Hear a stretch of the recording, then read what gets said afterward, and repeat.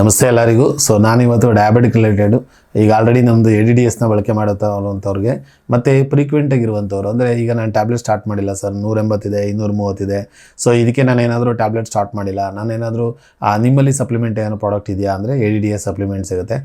Sugar related ನಮ್ಗೆ ಏನಾದರೂ medicine ಬೇಕು ಅನ್ನೋಂಥವ್ರಿಗೆ ಔಷಧಿ ರೂಪದಲ್ಲಿ ವರ್ಕ್ ಆಗುವಂಥ ನಮ್ಮ ಮಧುನಾಶಿನಿ ಲಿಕ್ವಿಡ್, ನಮಗೆ ಆಯುರ್ವೇದ ವೆಲ್ನೆಸ್ ಅವರ ಮಧುನಾಶಿನಿ ಲಿಕ್ವಿಡ್. ಸೊ ಇದನ್ನು ಬೆಳಿಗ್ಗೆ ತಿಂಡಿ ಆದಮೇಲೆ ಮತ್ತು ರಾತ್ರಿ ಊಟ ಆದಮೇಲೆ 10 ml ಸಿರಪ್ಪು, 10 ml ವಾಟರ್, ಈ ಮೆಜರ್ಮೆಂಟ್ ಕ್ಯಾಪ್ ಇರುತ್ತೆ. 10 ml ಸಿರಪ್ಪು ಮತ್ತು 10 ml ವಾಟ್ರು ಯಾರಾದರೂ ಕೂಡ ಡಯಾಬಿಟಿಕ್ ಪೇಷಂಟ್ಗೆ ನೀವು ಇದನ್ನು ಸಜೆಸ್ಟ್ ಮಾಡ್ಬೋದು. ಮತ್ತು ಇದನ್ನು ಬಳಕೆ ಮಾಡೋದ್ರಿಂದ 100% ನಿಮ್ಗೇನಾಗುತ್ತೆ ಕಾಲಕ್ರಮೇಣ, ಯಾಕೆಂದರೆ ರಿವ್ಯೂ ಕೂಡ ಇದೆ, ಸುಮಾರು 360 ಇರುವಂಥದ್ದು ಇವತ್ತು 160ಕ್ಕೆ ಬಂದಿದೆ. ಯಾವುದೂ ಕೂಡ ಅವರು ಮೆಡಿಷನ್ ಅಥವಾ ಇಂಗ್ಲೀಷ್ ಮೆಡಿಷನ್ ಅಲೋಪತಿ ಯಾವುದನ್ನು ಕೂಡ ಯೂಸ್ ಮಾಡ್ತಾ ಇಲ್ಲ.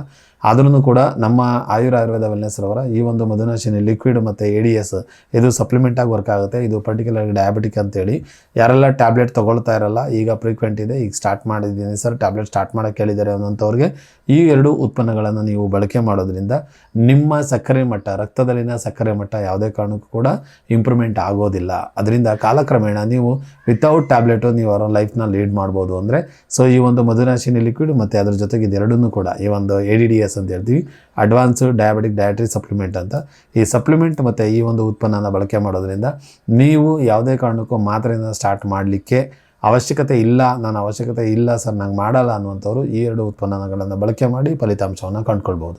ಹೆಚ್ಚಿನ ಮಾಹಿತಿಗಾಗಿ ನಿಮ್ಮ ಹತ್ತಿರದ ಆಯುರ್ವೇದ ವೆಲ್ನೆಸ್ಗೆ ಭೇಟಿ ನೀಡಿ, ವೈದ್ಯರೊಂದಿಗೆ ಉಚಿತ ಸಮಾಲೋಚನೆ ನಡೆಸಿ ತದನಂತರ ಇದನ್ನು ನೀವು ತೊಗೋಬೋದು. ಇಲ್ಲ ಅಂದರೆ ಕೆಳಗಡೆ ಡಿಸ್ಕ್ರಿಪ್ಷನಲ್ಲಿ ಕಾಣುವಂಥ ನಂಬರ್ಗೆ ಕರೆ ಮಾಡಿದ್ದೆ ಆದರೆ ನಿಮಗೆ ಸಂಪೂರ್ಣ ಮಾಹಿತಿ ಸಿಗುತ್ತೆ. ಸೊ ತದನಂತರ ನೀವು ಬೇಕಾದರೆ ಈ ಒಂದು ಉತ್ಪನ್ನವನ್ನು ತರಿಸಿ ನೀವು ಅದನ್ನು ಬಳಕೆ ಮಾಡಿ ಇದರ ಉತ್ತಮ ಫಲಿತಾಂಶವನ್ನು ಕೂಡ ಪಡ್ಕೊಳ್ಬೋದು.